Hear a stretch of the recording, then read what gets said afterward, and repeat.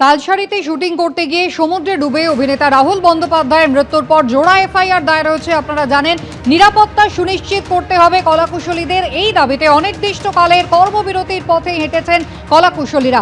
সরাসরি আমাদের দুই প্রতিনিধি আমাদের সঙ্গে রয়েছেন, মনামি রায় এবং কৃষ্ণেন্দু অধিকারী। আমি প্রথমেই কৃষ্ণেন্দুর কাছে চলে যাব। কৃষ্ণেন্দু, কিছুক্ষণ আগে পর্যন্ত যেমনটা জানা যাচ্ছিল যে একেবারে নির্দিষ্ট একটা এসওপির দাবি জানাচ্ছেন কলাকুশলীরা, এখনো পর্যন্ত বৈঠক কি হয়েছে?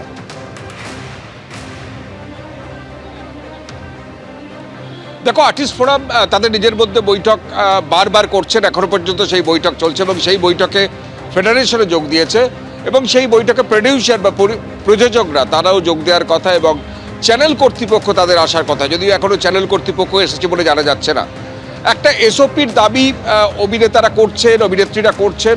আসলে রাহুলের মৃত্যু তাদের নাড়িয়ে দিয়েছে, তাদের কাঁদিয়ে দিয়েছে এবং তারপরে তারা সিদ্ধান্ত নিয়েছেন যে যারা অভিনয়ের সঙ্গে যুক্ত চলচ্চিত্র জগতে তাদের নিরাপত্তার খাতিরে একটা অবশ্যই এসওপি দরকার আছে।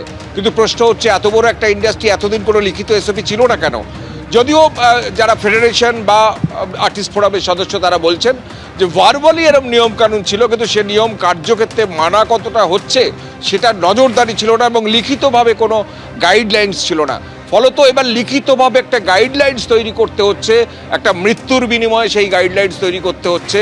রাহুলের মতো তরতাজা একটা প্রাণ অকালে এইভাবে চলে গেল, তার প্রতিবাদে তুমি জানো যে প্রথমতই আইনি পদক্ষেপ করেছেন প্রিয়াঙ্কা সরকার। আজকের বৈঠকে প্রিয়াঙ্কা সরকার আছেন, সকাল 10টার পর থেকে তিনি এসে উপস্থিত হয়েছেন।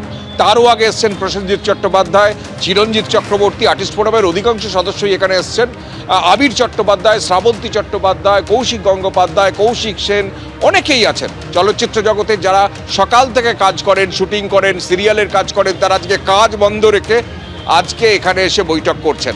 সেই বৈঠকে একটা এসওপি তৈরি হবে, সেই এসওপির ভিত্তিতে তারা অন্তত এইটা দাবি করছেন তাদের নিরাপত্তাটা সুনিশ্চিত, অভিনেতা অভিনেত্রীদের, যাতে রাহুলের পুনরাবৃত্তি আর কারো ক্ষেত্রে না হয়। এখন দেখা যাক সেই বৈঠকের পর কি সিদ্ধান্ত হয় এবং এই কর্মবিরতি কতদিন চলে। কৃষ্ণেন্দু, তুমি আমাদের সঙ্গে থাকো। অভিনেতা অভিনেত্রীরা কি বলছেন দেখুন। একদম ঠিক পদক্ষেপ, একদম সম্পূর্ণভাবে সমর্থন করছি। এটা সমর্থন করার জন্যই এসেছি। এই কর্মবিরতি প্রয়োজন আছে, কারণ অনেক চেঞ্জেস হওয়ার প্রয়োজন আছে। অরুণোদয় চলে গেছে এবং চলে গিয়ে এমন একটা রেভলিউশন হওয়া প্রয়োজন, সে রেভলিউশনটা বোধহয় শুরু হয়ে গেছে। বাড়ির বড় গার্জিয়ান যখন একটা বিশেষ সময় একটা সিদ্ধান্ত নেন, তখন আমাদের উচিত তাদের সঙ্গে থাকা। আমরা আছি, আমরা সবাই ইন্ডিভিজুয়াল অ্যাক্টর, আমাদের প্রত্যেকের নিজের স্ট্রাগল আছে, নিজের ব্যাটল আমরা সবাই ফাইট করছি। জন্যই আমরা চাইছি এমন একটা সর্বসম্মতভাবে কিছু নিয়মবিধি চালু হোক, যেটাতে আমি না বললে পাশের ঘাড়ের কাছে নিঃশ্বাস ফেলা আরও দুজন অভিনেতা সেখানে হ্যাঁ বলে সেই কাজটা করে নিয়ে চলে যাবেন না, সেই ইনসিকিউরিটি যেন আমাদের না থাকে। একজন কলাকুশলী, একজন টেকনিশিয়ান যদি বলেন যে আমার এটা রিস্কি লাগছে, সঙ্গে সঙ্গে আরও দুজন টেকনিশিয়ানকে দিয়ে যেন সেই কাজটা করিয়ে নেওয়া যেতে না পারা যায়, তাকে কিছু দৈনিক রোজগারের লোক দেখিয়ে। বড়রা মানে আমাদের লিডার, আমাদের চোজেন লিডার্স যারা, তারা যে সিদ্ধান্ত নেবেন আমরা তাদের সঙ্গেই থাকবো।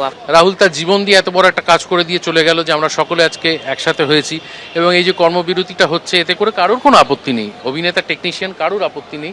আমরা চাই একটা নির্দিষ্ট এসওপি তৈরি হোক, সকল পক্ষ তাতে সই করুক এবং সেটা লাগু হোক, সকলে মানুক আজকের পর থেকে।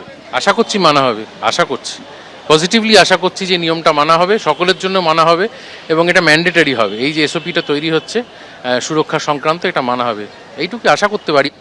এটা তো একটা মুভমেন্ট, সবকটা মুভমেন্টেরই একটা কজ থাকে। আজকে রাহুলদার পরিবার যে লসের মধ্যে দিয়ে গেছে, তার জন্য তো একটা it is a fight for justice, it is a fight asking for protection for all the entire fraternity.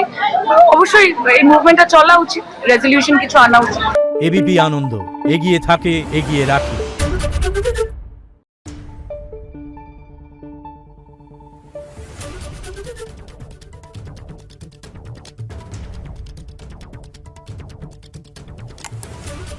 you.